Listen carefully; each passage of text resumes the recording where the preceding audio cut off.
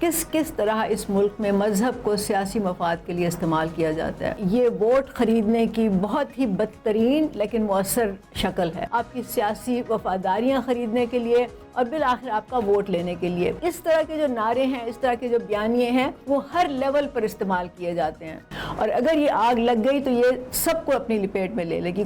میں کئی دفعہ بہت حیران ہوتی ہوں کہ کس طرح اس ملک میں مذہب کو سیاسی مفاد کے لیے استعمال کیا جاتا ہے۔ اس کی ایک مثال ابھی حال ہی میں مریم نواز کا ایک ٹویٹ تھا، جس میں انہوں نے کہا کہ جو ابھی رائے ونڈ میں ایک اجتماع ہو رہا ہے، میں اس کے لیے خاص طور سے الیکٹرک بسز جو ہیں وہ چلانے کا اعلان کرتی ہوں۔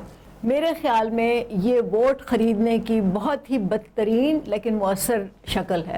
جو لوگ اجتماع میں شریک ہو رہے ہیں وہ اپنے آپ سے خود ذرا پوچھیں کہ مریم نواز نے یہ بیان کیوں دیا، اور پھر میں ان سے سوال پوچھتی ہوں کہ کیا آپ کے جو مسئلے ہیں، کیا وہ ان بسوں سے آپ کے مسئلے حل ہو جائیں گے؟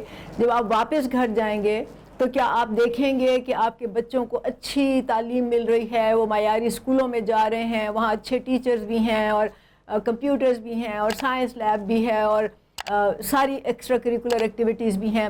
یا پھر کیا وہ ان کو 2 وقت کی 3 وقت کی اچھی خوراک مل جائے گی، وہ اپنے بچوں کو اچھی طرح سے ان کی نشو و نما کر سکیں گے؟ ایسا بھی نہیں ہوگا۔ پھر اگر وہ یہ سوچیں کہ کیا ان کے گھر میں اگر کوئی بزرگ ہیں یا پینشن والے لوگ ہیں، مطلب جو ریٹائر ہو چکے ہیں، کیا ان کو پینشن ملتی ہے، کیا ان کے پاس سوشل سیکیورٹی ہے؟ وہ بھی نہیں ہوگا۔ پھر وہ یہ سوچیں کہ اگر خدا نہ خواستہ ان کے خاندان میں کسی کو کوئی موذی مرض لگ جاتا ہے، بیماری، سخت بیماری آ جاتی ہے، کیا ان کے پاس اس کا علاج کرانے کی تمام سہولیات موجود ہیں یا نہیں ہیں؟ تو وہ بھی نہیں ہوگا۔ تو دیکھیں، یہ مریم نواز نے یہ اعلان کیا ہے صرف آپ کے مذہبی جذبات کو ابھارنے کے لیے اور اس کی بنا پہ آپ کی ہمدردیاں حاصل کرنے کے لیے، آپ کی سیاسی وفاداریاں خریدنے کے لیے اور بالآخر آپ کا ووٹ لینے کے لیے۔ تو ان باتوں سے یہ آپ کو سمجھ آنے چاہیے کہ یہ لوگ کس طرح سے آپ کو گمراہ کرتے ہیں، کس طرح سے آپ کو بے وقوف بناتے ہیں۔ اور میں یہ صرف ان لوگوں کے لیے نہیں کہہ رہی جو اجتماع میں جا رہے ہیں، بلکہ یہ اس طرح کے جو نعرے ہیں، اس طرح کے جو بیانیے ہیں، وہ ہر لیول پر استعمال کیے جاتے ہیں۔ نہ صرف یہ کہ یہ خاص ایک جو گروہ ہے جو لوگ جا رہے ہیں اس اجتماع میں، ان کو بے وقوف بنایا جا رہا ہے، بلکہ یہ دوسرے جو گروہ ہیں ان کے ذہنوں میں، ان کے دلوں میں ایک نفرت پیدا کی جا رہی ہے، یا ایک احساس کمتری پیدا کیا جا رہا ہے، یا کمپٹیشن کہ اگر ان کو مل رہا ہے تو ہمیں کیوں نہیں مل رہا؟ تو کیا وہ سب یہ ڈیمانڈ نہیں کریں گے؟ تو پھر آپ کیسے فیصلہ کریں گے؟ اور کیا اس سے لوگوں کی تقسیم نہیں ہوگی؟ کیا اس سے لوگ آپس میں مذہبی رواداری بڑھے گی یا کم ہوگی؟ یہ کیا مائنڈ سیٹ ہے ان حکمرانوں کا جو یہ انہیں کرنے پر مجبور کر دیتا ہے؟ یہ سمجھنا چاہیے سب کو اور حکمران طبقے کو کہ یہ مذہب کا استعمال سیاست میں بالکل آگ سے کھیلنے کے برابر ہے، اور اگر یہ آگ لگ گئی تو یہ سب کو اپنی لپیٹ میں لے لے گی، کچھ نہیں بچے گا، ہر کچھ جل کے راکھ ہو جائے گا۔ یہ تو ہم نے دیکھا ہمیشہ سے کہ پاکستان میں اس طرح کی جو شناخت کی جو سیاست ہے وہ چلتی ہے، مطلب اس میں آپ کی قوم کی شناخت آ جاتی ہے، صوبائی شناخت آ جاتی ہے، پھر مذہبی شناخت آ جاتی ہے، فرقہ واریت کی شناخت آ جاتی ہے، پھر یہ ذات برادری کی بنا پہ جو گروہ بندیاں ہوئی ہیں اس کی شناخت آ جاتی ہے۔ اس پہ یہ لوگ کھیلتے ہیں، اس پہ آپ کے یہ جذبات ابھارتے ہیں، اور آپ بجائے اس کے کہ ان سے یہ سوال کریں کہ آپ ہماری شناخت تو نہیں بدل سکتے لیکن ہم سب پاکستانی ہیں، ہمیں وہ سب حقوق کیوں نہیں مل رہے جو ہمارا حق ہے؟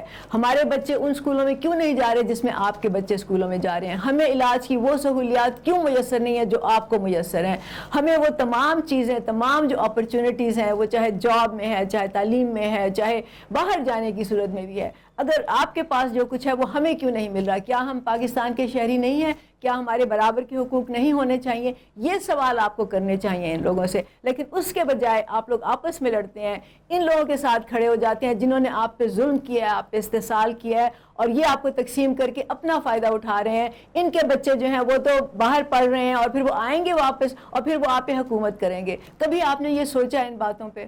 اور جہاں تک مذہب کے استعمال کا تعلق ہے، ضیاء الحق نے اپنے زمانے میں جو چنگاری پھینکی تھی ہم اس آگ کو ابھی تک بجھا نہیں سکے۔ آپ دیکھ لیں کہ آپ کے ساتھ جو انڈیا ہے، جو آپ کا ہمسایہ ملک ہے، وہاں پہ کیا ہو رہا ہے، جہاں پہ مودی نے ہندوتوا کا ایک شعلہ پھینکا ہوا ہے، ایک اس نے نعرہ لگایا ہوا ہے، جس کی وجہ سے وہاں پہ آپ دیکھ لیں کہ کیا ہو رہا ہے، مسلمانوں کے ساتھ کیا ہو رہا ہے، دوسری منورٹیز کے ساتھ کیا ہو رہا ہے۔ اور ابھی صدر ٹرمپ جو ہے امریکہ میں، انہوں نے یہ پروسیس شروع کر دیا ہے، انہوں نے بھی لوگوں کو تقسیم کرنے کا، انہوں نے بھی مذہب کا ایک استعمال، ابھی انہوں نے اس طرح سے مذہب کو ابیوز کرنا نہیں شروع کیا، لیکن اگر وہ اسی ڈگر پہ چلتے رہے تو پھر وہ شروع ہو جائے گا، کیونکہ لوگ تو پھر ایک جگہ نہیں رکیں گے نا، پھر وہ صدر ٹرمپ کے بھی ہاتھ سے نکل جائے گا۔ تو جب آپ لوگوں کے جذبات کو ابھارتے ہیں، ان کو مشتعل کرتے ہیں، تو ایک وقت ایسا آتا ہے کہ پھر آپ کے ہاتھ میں وہ نہیں کنٹرول رہتا، اور یہ ہمیں معلوم ہے کیونکہ ہمیں پتہ ہے کہ پاکستان میں ریاست نے یہ سلسلہ شروع کیا تھا، اور اب ان کو اس سے لڑنا پڑ رہا ہے اور وہ نہیں اس کو ختم کر پا رہے۔ آپ دیکھ لیں کتنی جانیں اس میں جل چکی ہیں، ختم ہو چکی ہیں، کتنی تباہی ہو چکی ہے، لیکن اگر اب بھی ریاست کو اس بات کی سمجھ نہ آئی، اب بھی حکمرانوں کو اس بات کی سمجھ نہیں آئی، اور اگر لوگوں کو اس بات کی سمجھ نہیں آئی، تو پھر مجھے نہیں معلوم کہ پاکستان کا مستقبل کیا ہوگا۔ بہت شکریہ۔